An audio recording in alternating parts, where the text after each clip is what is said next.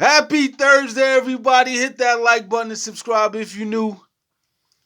We gonna have point guard talk today. This is one of the ones I like having these types of conversations because this ain't theories or thoughts or ideas. A lot of this is gonna be coming from experience as a point. So player to player, pimp to pimp. We listen. Some people could talk theory and ideas and concepts, and some people could speak a little more from you was nice. Everybody can't talk like they really got busy. Some people talk in terms of theory and pie charts and graphs, and sometimes you got to speak a little more from experience. And I understand the quickly conversation better than most, especially most point guards understand what other point guards go through. So this is gonna be a point to point conversation. Being a point guard has never been easy on any level. Let's be clear on that. Being a point guard has never been. It's a very superficial position. It's a very Let's be honest. Very superficial position. You get the ball first. You get to handle the rock first, and you get to make some decisions that are in your favor more often than not. Especially now with the scoring point guard, shooting point guard era being a thing. A lot of niggas that should be getting shine ain't getting no shine because the point guard's doing what they doing.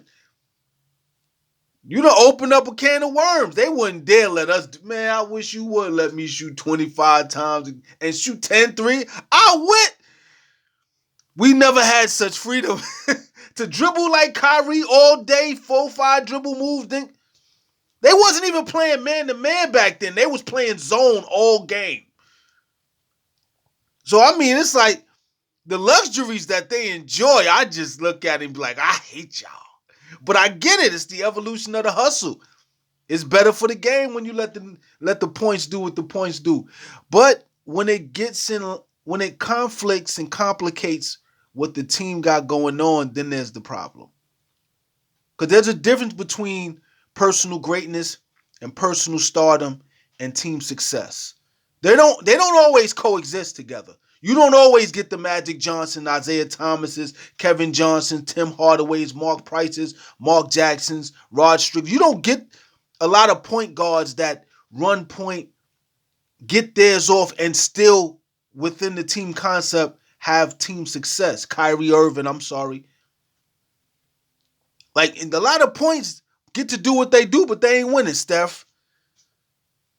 It's a lot of guys that got a chance to catch wreck, but they team ain't never win or never been a threat to do nothing. So you have to decide, right? And our point guard situation with Quickley is one where he has to understand he's going to have to neglect some of those opportunities that his speed provides him with, that he would normally benefit from. He was going to have to neglect the eye portion of it for the betterment of the team and make sure other guys get opportunities based off of his speed. He's going to have to provide opportunities for others first using his speed. Speed kills. When you're like the fastest person on the court, it's one thing to be the fastest person on the team. But when you're one of the fastest people on the court, it opens up a lot of opportunities for you to get yours, for you to score. And that you scoring that point may take away from the game plan that enables the team to be successful. You know what I mean? You taking shots, will be taking shots from the two guard. You handling the rock, will be taking opportunities away from the playmaking four. You taking shots and attacking the basket may take away from the small forward who does that. You know what I mean? And then the center has to wait. And when guys ain't getting the rock, they not trying to play no defense. They don't care who you are. It don't even matter. If you ain't giving up the pill, ain't nobody guarding you, help siding or none of that. You just gonna get beat. He just gonna score 50 on you. But we have this situation where Quickley, who's our fastest player, has to understand that there's a way that things are working now. And that's what most players, you have to understand what's working. And it may take away from what you want to do personally. It may not go according to your personal agenda. You may have to understand that it ain't my time for me to do me. For the benefit of all, I have to play my position, PYP. A lot of people egos won't allow them to do that. That was my conversation for Scotty. I know he's going to fit in because he's been in that situation before. But Immanuel Quickley getting the opportunity to run point, get in the bag. A lot of that plays into the conversation. You had promises made to you. You got the bag. They're giving you get the rock first, regardless of what anybody says. As the point guard, more often than not, you get the rock first. So you get to work however you want to work it first. Regardless of what the game plan is, you get to take advantage of certain opportunities first. You get the rock first. You get to make a decision. You may feed a person and it may mess up the pecking order of what's going on or what's been working. Instead of Pete and Jacoperto, you may come down and feed Scotty first. You may come down and feed RJ first. You may come down and feed Grady first. And he might just be waiting for the play to evolve a little more for him to get his opportunity to score, knowing that he's the third option sometimes or fourth option in the play. But you gave him the rock first. Now everything is thrown off. Because he's waiting for the screen to come so then he can go backside cut and then end up on the other side, on the weak side, to get the wide open three when y'all reverse the ball. But if you come down as the point, they jam you up and you give them the rock. Now everything is screwed up. Now you got to improvise. Instead of as the point, you have to let the play form. You have to run the play. You have to run the play. And you have to feed according to the pecking order. You have to feed according to what you see the opportunities are for the rest of the team to flourish and make life easier for you before you go get yours. He may have to wait till the second half to really start to crash out and really apply pressure using his speed. In the beginning, he's going to have to set the table for a lot of other people first before he starts to eat. As a point, when you can run and you can, you know what I mean? And you want to go at this point guard and these point guard battles and these underlining conversations between point guards and competition and, back and forth and competitive, isms that go on between us points. You got to set that to the side. I'm like, nah, we got to win. If it means I score 12 and get 12 assists, or I score, you know what I mean? Or if I happen to drop 25, it's not taken away from the way things work. And when you're a fast player, you tend to rely more so on your survival instincts than what's actually working in totality. Because you got the rock first. You like, listen, they pressing me. I got to go. I got an opportunity to go to the basket. I see a lane. I got to lay it up. And that might not be the play. And they know if we let him go on this solo mission, we got a better chance of winning. You may be playing right into the other team's hands. So you have to be very shrewd and very mindful of the situation you're in and how things are working. If it ain't broke, don't fix it. And you have to tuck your ego. Put your ego to the side. Because you're going to be like, I should kill it. He not 100. You might go up against a point guard got an injury and you could get little 25 and 8 on him. But we might lose. They know you might go at him and create the game plan as a trap for you to do so, and we lose. You go 10 for 25 and 3 or 19 from 3. Like, we lose it. We don't have the team. We don't have the experience. We don't have the battle scars to allow you to go do what you want to do and make up the difference. We're still trying to figure out how to play together. When you find something in this embryonic phase of what we're going through and you see it working, stick to what's working. And then when it doesn't work, we'll add on to that. But I don't want him to come complicating it because he has a certain advantage because of his speed and his physiology and his ability to play. You know what I mean? We want to win and we genuinely want to compete.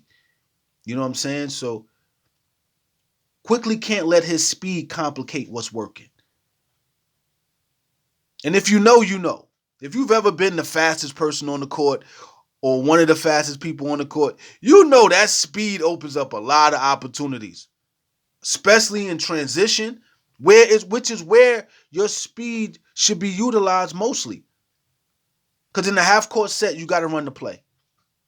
As much as you know you can beat your man and get to the second line of defense, you have to understand that, listen, that might not be what's best for us. I got to run this play because it sets up other things later on. Then we can utilize that. We can't start with that because it's taken away. It's just like football. They run a screen. They run the screen play. They throw the screen. They throw the screen. They throw the screen. And you're like, it makes no sense because they're losing yardage. But then that one rushing play gets a big hole because they're looking for the screen. You play action, hand the ball off, he goes. You know what I mean? There's everything is it's a chess move. The problem is a lot of young players don't have the patience to stick to the game plan because they have an advantage. And sometimes your advantage may be the weapon that creates the demise for your team. His speed of production, his speed when he attacks, his speed of thought, ambition, and one-sided focus at times could bury us and could mess up the thing that's actually working, the pace at which we're playing. As the point guard, it's your job to set the pace and to pick when we adjust and fixate on the speed. But when it's working a certain way, you got to fit in. And then within the game, me personally, he should look to get more buckets in transition. That will work better. And then, like off the rebound run, half court set, you got to run it. You got to run it. Now, if the ball comes back to you, then you can go. But as a first choice, initial decision, no. Because he's going to have the ball in his hands more often than not, initiating the offense. And you don't want him to constantly look for his own opportunities. Because, be honest with you, he's going to be worn out going for self. And who's going to run the offense? And we still don't have the rhythm and cohesiveness that we'll need throughout the game to fight.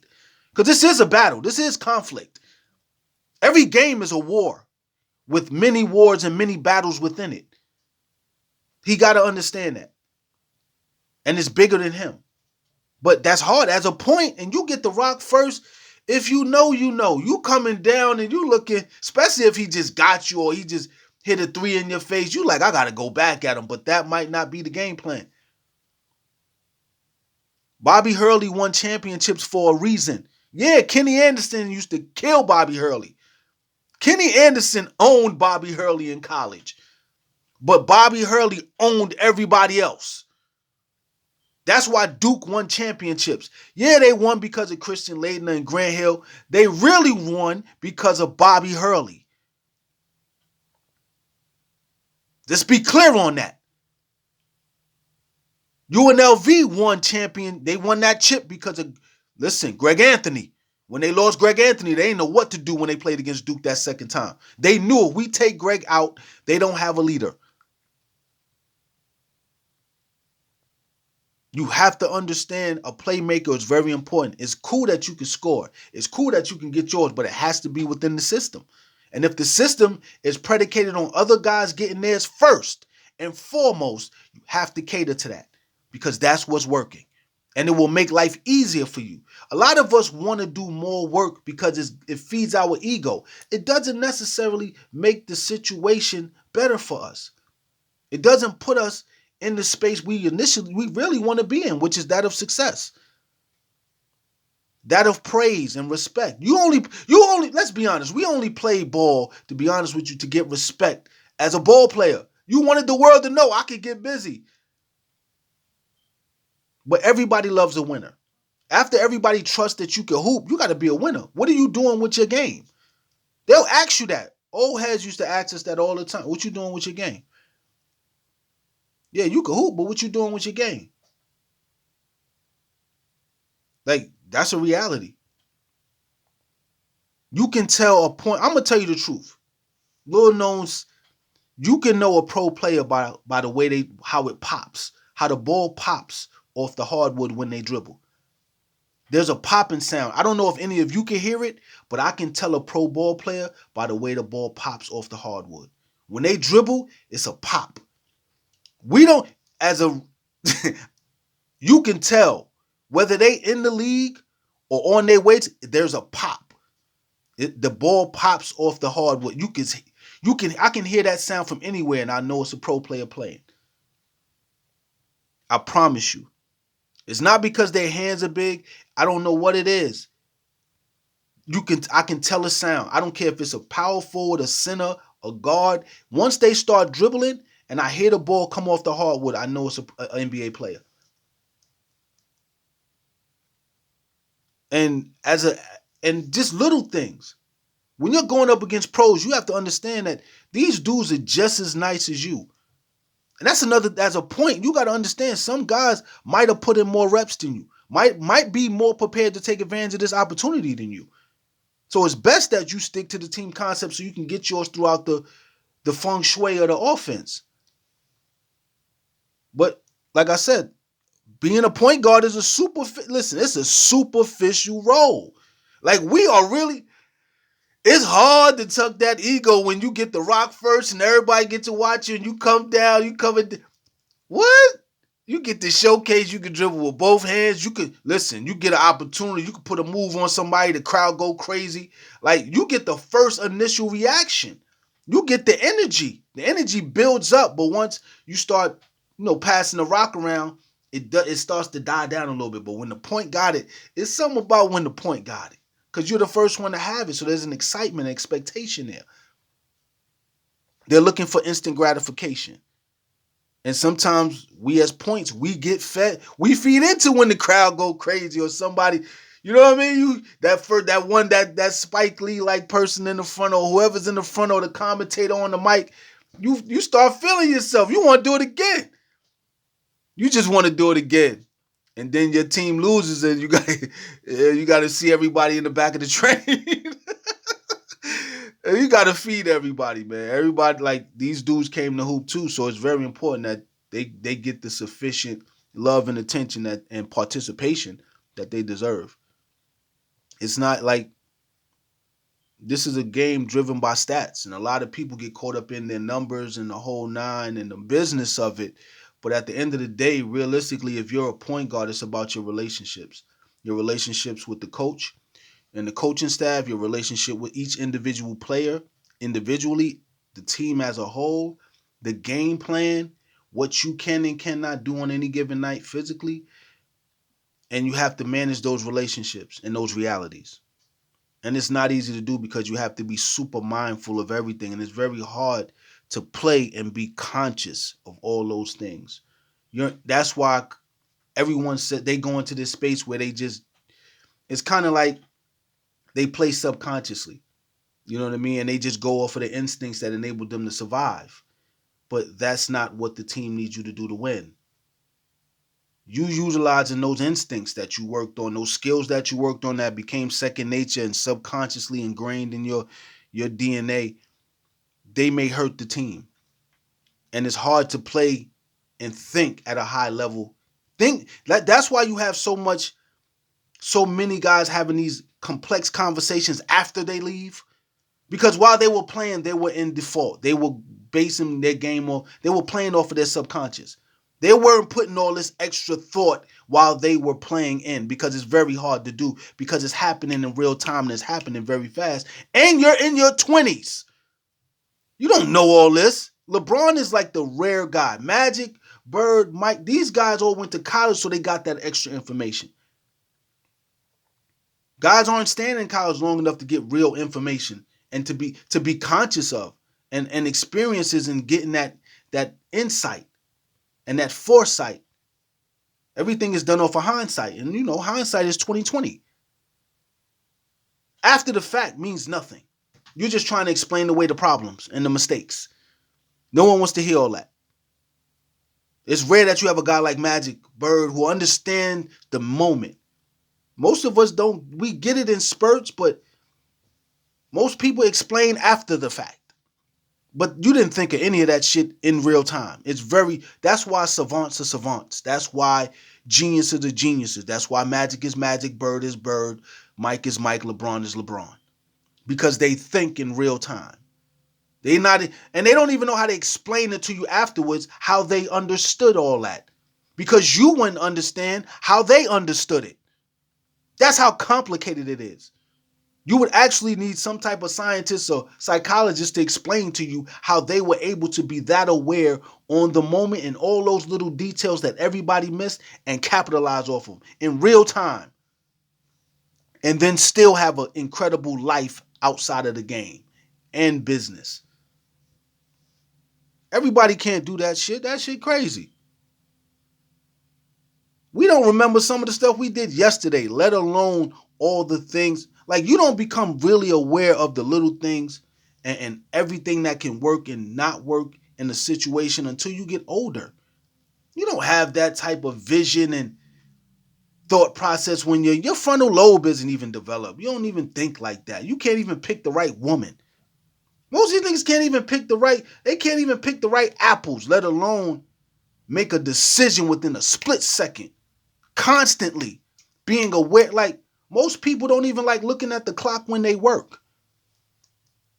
Because they don't want to be aware of how much time is passing and how and what they could and should be doing. Because they don't know. It's a lot. I had to learn how to stare down the clock. It's not easy to do, but I love it. I've grown to love that shit. I'll stare that bitch down and be as productive as I can. Be right in the moment. Shit be moving slow for me. But it takes time. You have to want that. But that doesn't happen till you're like in your 30s and 40s. Like, you expecting that for somebody in their 20s.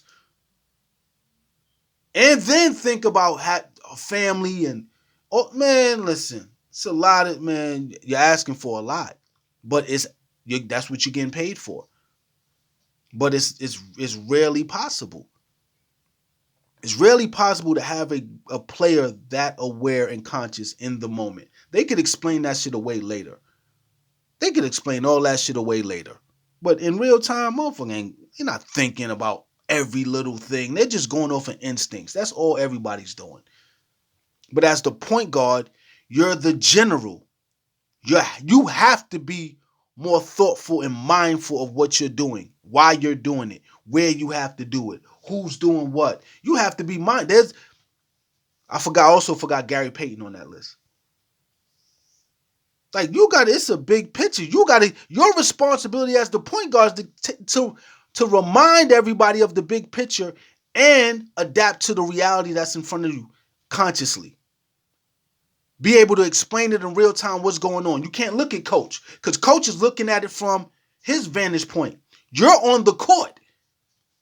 He can give you an idea, a concept to consider, but he's not out there physically playing. You have to execute. It's a reality. Yeah, he gets the blame if it doesn't work most of the time, but as the point guard, it's really your fault. It's really your fault when the momentum shifts. You should know what to do when the momentum is shifting for the other team. Everybody knows. The minute the momentum starts to shift, you attack and get to the free throw line and take your time shooting free throws because the other team is feeding off the crowd. Little things. Get to the free throw line. Make sure we score. We have to score. As soon as the tide starts to change and I feel that feeling, we have to score. We gotta score. Not only do you have to breathe life into that situation, you gotta breathe life and talk your guys through it. That's what made Magic special, Bird special. Mike, you talk your guys through it. Listen, he can't guard you. He trash. Fuck out of here. I'm feeding you every time. Every time we come down, I'm feeding you right here. You're going to go to the free throw line. Take your time. We're going to kill this momentum. Two guard got a mismatch. Listen, it's sweet. Let's go. Let's get to running. You grab a rebound. We running. I'm out. Throw it. I'm going to catch it. You trail. Force them into a tough shot. We grab the rebound. We running. They only got to miss one time for us to break that momentum. We out. And if they still got it going, we going to get to the free throw line. All that coming down, splashing threes, nigga, we stopping all that early. You not, nah. Soon as the high hand get physical with the shooter. He not going to, get physical with the shooters. Put him on the free throw line. Put him on the free throw line. Be physical. These little shooters they got now, they can put them niggas on the free throw line. They don't even get that shot off again. Soon as they get it, foul the shit out of them off the dribble. Soon as they try to raise up, foul them. They better reverse the ball and throw that shit up before I get there because you ended up in the stands. You going to the free throw line. I'm going to take you out of your zone and make you conscious of every shot having to go in. Nobody in the NBA, no ball player wants to play consciously. Everybody wants to go off instincts. They want to go off of their second nature, off of their subconscious. You make them think about playing, you realize the player that's in front of you is incompetent. It's a fact. Make them think about what they have to do. Make them conscious. They won't hit nan shot. Only the all NBA guys, yeah, they can do it from time to time, but make them think. Force them. Don't let them go into their zone and get to their spots and get where they're comfortable mechanically. No, make you think about it. I'm pushing you early. I know you like to shoot 25 feet from the basket all around. Draw that line. As soon as we get to 27 feet, I'm going to bump you. I'm going to start moving you towards the side. I'm going to start moving you around. The referees can say whatever they want. I got 6 fouls. We all, and as a group, we got 30 fouls on that court. Shit, you ain't getting in rhythm, nigga. We going to make you think. But as a point guard, that's how it's supposed to be. You have to be that guy. You have to be aware. It's a headache. It's a headache. That's why point guards always sit with the coaches. It's a headache. You can't be one of the guys if you're the general. I'm sorry. You can't go through the motions if you're the general. I'm sorry. He can't. He has to understand what's working, what can work, what should be working, what is working, how to keep it working. It's your job as the point to make sure this thing don't change. If it's broke, if it ain't broke, don't fix it. You are the mechanic. You make sure everything is running right.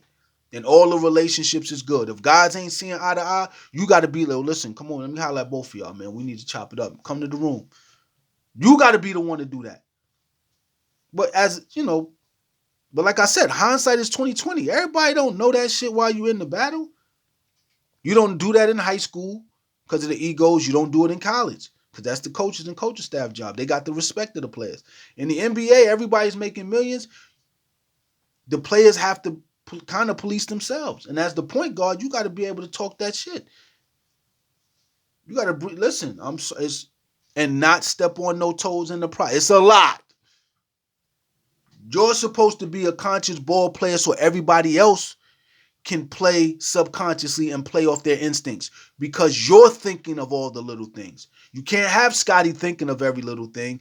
RJ, fucking Grady, Jakob Abaji, Chris, Davion, Shed. You can't have them thinking consciously about the game. You're the point. You do all the thinking so that they can just play and go and do what they do. That's the job of a point. And I hope when he comes back, he understands that we need him to run the offense and make sure this thing continues in the right direction. We don't care if he scores 30 or 40. We want to make sure we're continuing competing the right way and making progress as far as the agenda is concerned. But sometimes, like I said, being a point guard is a superficial thing. You fall in love with the opportunity, you fall in love with the money, you fall in love with the numbers, and the possibilities of more at the, at putting your team in a vulnerable space. You know what I mean? Point guards, as a point, you get to make major decisions, and you're a major decision maker, and you have to be aware of all time. You are the last person to ever be able to play off of instincts. You have to be cerebral and conscious of what you're doing, why you're doing it, how you're doing it, when everything. You have to be thinking. Being a point that's why they call us the floor general. We do all the thinking so everybody else could play. Sit. You're trusted to do what's best for the team at all times. I know it's cool because Steph has Draymond. Draymond does all the thinking for the team. We don't have a Draymond. You're running point until Scotty gets in that place where he can play at that level mentally.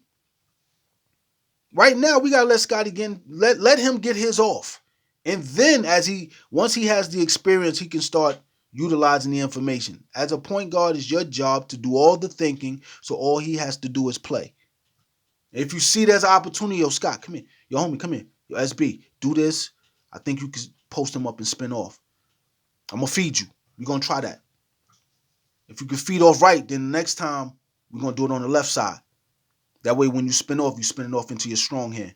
All right? Like with little things. Yakapurdo pick and roll. Yakapurdo pick and pop. Just dumping it to Yakapurdo. That floater is working. We can't get away from that. They're getting, like, guys are getting hounded by the defense because we don't have a full roster. And when guys come back, we can't make life easier for the defense. They should be tortured. It should be hell to pay. It's a fact. But we're going to see what's up, though. You know what I mean? This is just me talking that point guard shit. And he has to understand he has to be held accountable. As a point guard, you are held accountable for what does not work. Don't get it twisted. It don't fall on the team. It fall on the coach and the point.